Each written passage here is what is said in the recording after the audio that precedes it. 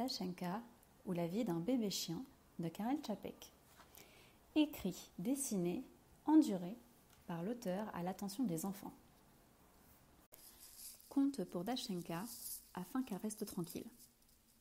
Histoire d'une queue de chien. Écoute Dasha, si tu restes un petit moment bien gentiment assise, je te dirai une histoire. À propos de quoi, une histoire? Par exemple, l'histoire d'une queue de chien. Donc il était une fois un chien qui s'appelait Foxlick. Sais-tu comment il était? Il était tout blanc, avec seulement des oreilles noires, des yeux noirs comme du jet et un museau noir comme de l'anthracite. Comme signe qu'il était un vrai terrier de pure race, il avait dans la gueule, sur le palais, une tache noire comme la tienne. Tu vois, tu ne sais même pas que tu en as une. Un jour, je te la montrerai dans le miroir, quand tu bâilleras à gorge déployée. Et il vous avait une queue longue comme ça, presque aussi longue que son propre pédigré, et il savait fouetter l'air avec cette queue jusqu'à pouvoir décapiter les tulipes. Il n'aurait pas dû le faire, Dashenka, mais c'est pour te dire quelle force il avait dans la queue. Ce chien, Foxlick, était un grand héros et n'avait pas peur de personne.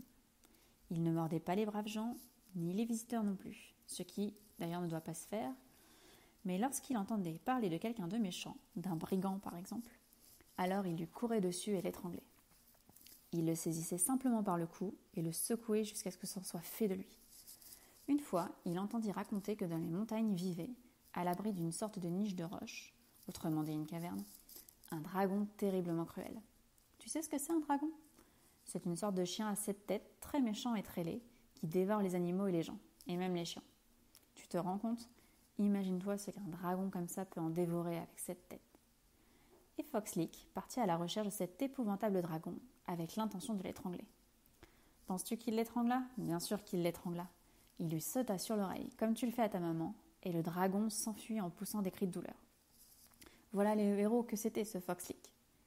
Une autre fois, il se mit en campagne pour étrangler un géant redouté qui habitait quelque part, tout là-bas, du côté de Pankratz, un quartier de Prague.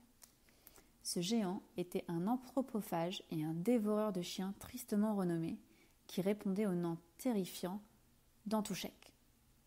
Foxlick n'avait pas peur de lui car il avait au cou une plaque de chien. C'est une sorte d'amulette magique qui donne au chien une force extraordinaire. C'est pourquoi tous les chiens, comme il faut, portent une plaque de chien. Et que croirais-tu? L'étrangla-t-il? Il l'étrangla. Il lui sauta aux jambes et lui déchira le pantalon. Et quand le géant Antouchek vit que Foxlick avait au cou la plaque magique, il jura horriblement au point qu'une puanteur de soufre se répandit dans l'air. Puis il s'enfuit. Ça te fait plaisir, n'est-ce pas? Et jamais 203. Ce fameux et valeureux Foxlick partit en expédition contre un khan tartare, terriblement cruel, qui se nommait Pélican et qui habitait là-bas, à Strasnitze. Il commença par aboyer courageusement contre ce tartare. Le khan Pélican eut si fort que le cœur lui tomba dans le pantalon et il se mit à trembler si fort qu'il ne put même pas trouver ses lunettes. Du fait qu'il n'avait pas ses lunettes, il y voyait mal, et comme Foxlick agitait intrépidement sa queue, le khan Pélican crut qu'il agitait quelques sabres ou quelques yatagans. Il saisit donc son glaive meurtrier et se mit à s'escrimer contre la queue de Foxlick, tant et si bien que cet affameux individu lui en coupa le bout.